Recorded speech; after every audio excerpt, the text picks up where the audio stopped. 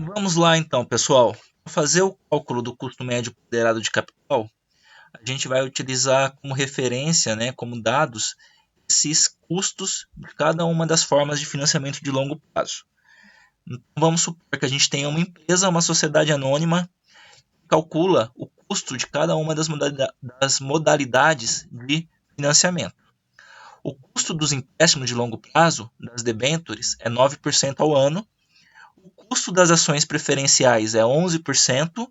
O custo das ações ordinárias é 12,5%. O custo dos lucros retidos é 12%. Vamos ver como se faz esse cálculo, primeiramente, através do valor contábil. O que é o valor contábil? É o valor patrimonial do capital. É o valor que consta nos relatórios contábeis da empresa, que ela detém como patrimônio.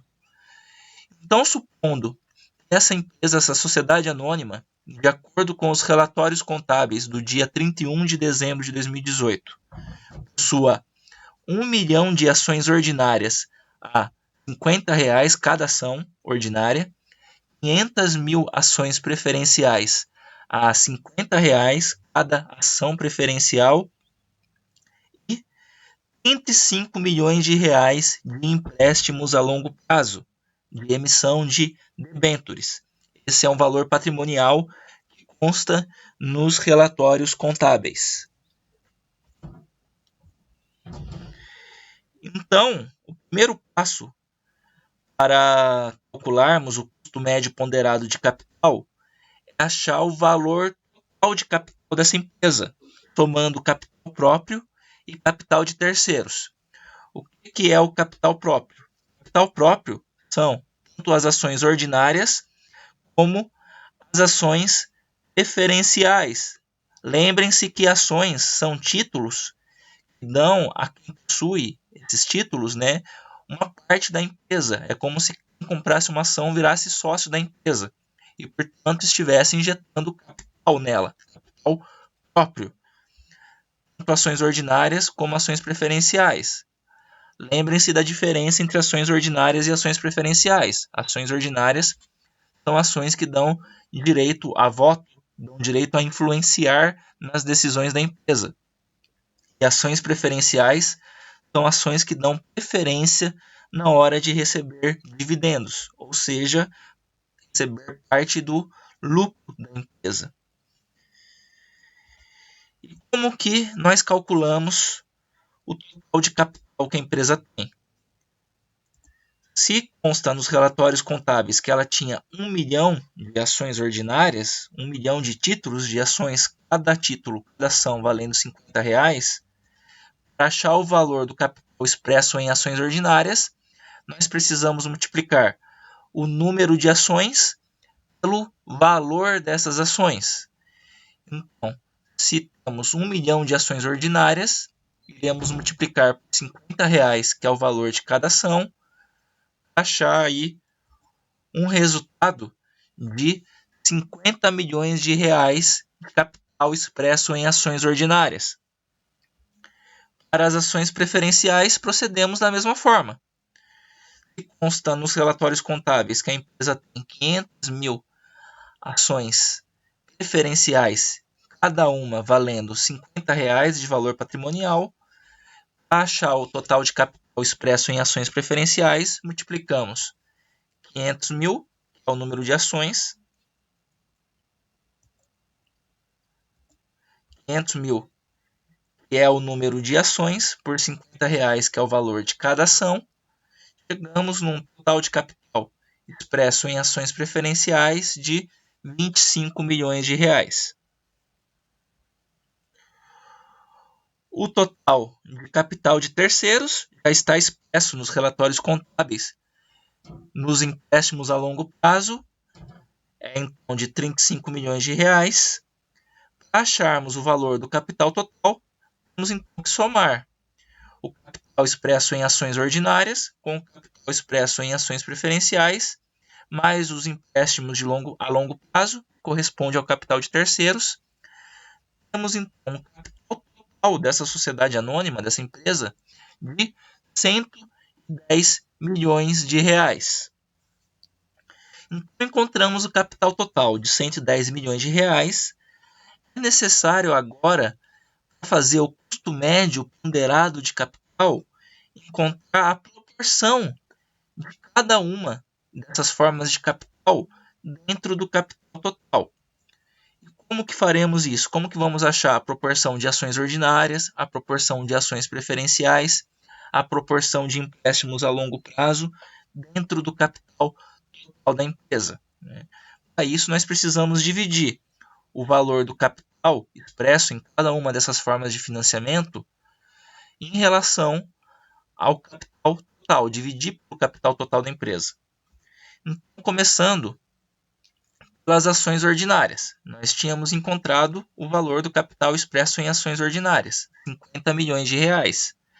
É necessário, então, dividir esses 50 milhões de reais pelos 110 milhões de reais, que corresponde ao capital total da empresa. Vamos dividir a parcela de capital da empresa em ações ordinárias pelo valor do capital total. Então, 50 milhões dividido por 110 milhões, teremos aí uma proporção de 0,4545. Não transformaremos isso em porcentagem, mais para frente vocês vão ver por quê. Temos que fazer a mesma coisa para as ações preferenciais. Temos um valor de 25 milhões de reais do capital expresso em ações preferenciais. Vamos dividir esses 25 milhões pelo capital total de 110 milhões.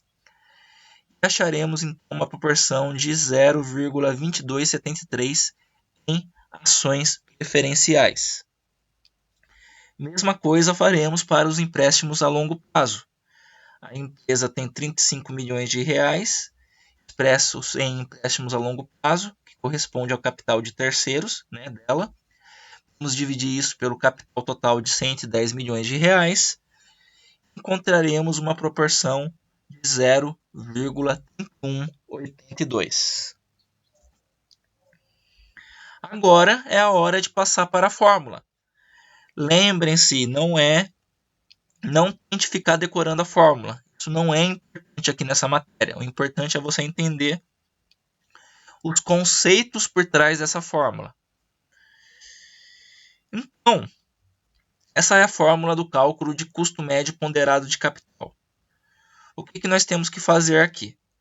A gente tem que, para cada uma das proporções de capital, multiplicar pelo correspondente custo. Como assim? Olha aqui, esse 0,3182. Esse 0,3182 é a proporção dos empréstimos a longo prazo. Nós vamos multiplicar pelo custo de empréstimos, que é 9%. Tá? Lembrem-se daquele custo de empréstimo aqui, ó. Custo de empréstimos 9%. Então, vamos multiplicar a proporção de empréstimos de longo prazo no capital total, o 0,3182, aqui ó, foi encontrado no passo anterior, multiplicar pelo custo de capital de empréstimos, 9%. A mesma coisa vamos fazer para a proporção de ações preferenciais. Nós vamos multiplicar pelo custo das ações preferenciais, que é 11%. Aqui, ó, custo de ações preferenciais, 11%. E faremos a mesma coisa para as ações ordinárias. Vamos multiplicar a proporção de ações ordinárias com relação ao capital total, 0,4545. Ó, lembrem-se essa proporção que nós encontramos aqui, 0,45. Vamos multiplicar pelo custo das ações ordinárias ou pelo custo dos lucros retidos. Aí a empresa vai utilizar o que é mais barato, entre ações ordinárias e entre lucros retidos. O custo das ações ordinárias é 12,5%. 12,5%. O custo dos lucros retidos é 12%, que é menor entre ações ordinárias e lucros retidos. o custo dos lucros retidos. Então, a gente vai utilizar, em vez do custo das ações ordinárias, o custo dos lucros retidos. É capital próprio também com influência nas decisões da empresa. A empresa utiliza o mais barato entre as duas opções. Então, multiplicamos, né, cada uma dessas proporções pelo respectivo custo. Chegamos aqui nesses resultados, certo?